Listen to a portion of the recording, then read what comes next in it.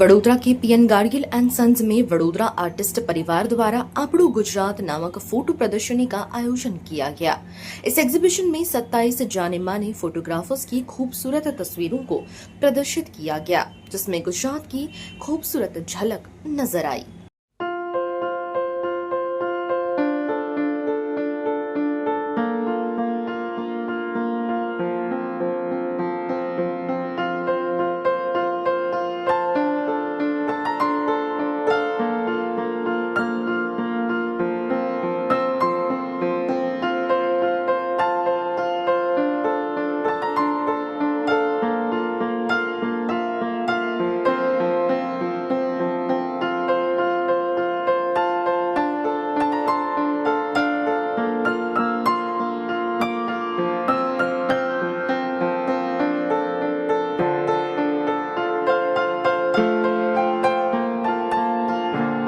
इस मौके पर तस्वीरकारों ने एग्जीबिशन और उनके द्वारा खींची गई तस्वीरों के बारे में बात की।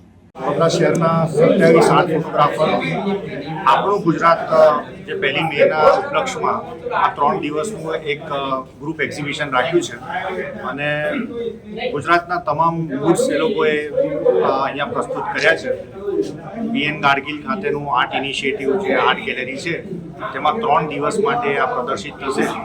હું કલા નગરીના કલા રસિકોને ભાવભર્યું આમંત્રણ આપું છું કે અહીંયા પધારે અને આ એક્ઝિબિશન નિહાળે। વડોદરા આર્ટિસ્ટ પરિવાર દ્વારા ગુજરાત દિવસ આવે છે 1 મેના દિવસે।